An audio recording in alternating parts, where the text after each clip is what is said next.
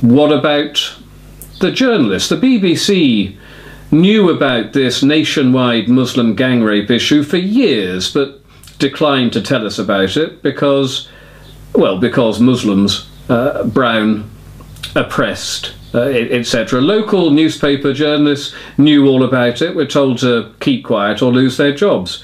British journalists are explicitly instructed by the National Union of Journalists Guidelines to avoid any negative reporting about incidents when the perpetrators are from an ethnic or religious minority, but to do the exact opposite in terms of smearing right-wing racists, as they put it. There's a link to the NUJ guidelines in my pinned comment again, and with no sense of shame, the NUJ advises journalists to check with certain organisations as to whether some people, like me, or some political parties are racist or Islamophobes and can thus be ignored or smeared. And would you like to know what these organisations are? These organisations the NUJ consider worthy of their opinions. One is the communist organisation Searchlight, another the paramilitary communist bootboy organisation Unite Against Fascism, and also the communist organisation Hope Not Hate. It's only when you read these guidelines that you realise why the traitor class journalists remain mute for decades. British journalism is dead. It's bought and paid for by subversives who hate Britain, democracy, capitalism and white people, but who love anything non-British as long as it undermines and destroys traditional Britain and its native people. Even Muslim gang rapists, it would seem. And since the reporting restrictions on Tommy's arrest were lifted, every single British media outlet has come out against him.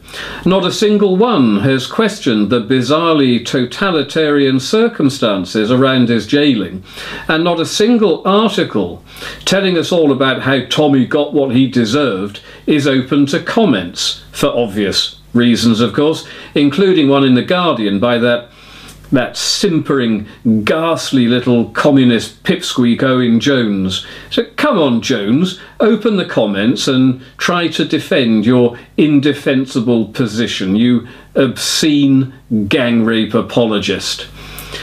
Leeds Live, an online newspaper, even went as far as publishing Tommy's home address in the full knowledge there are credible death threats from the religion of peace against Tommy's wife and children.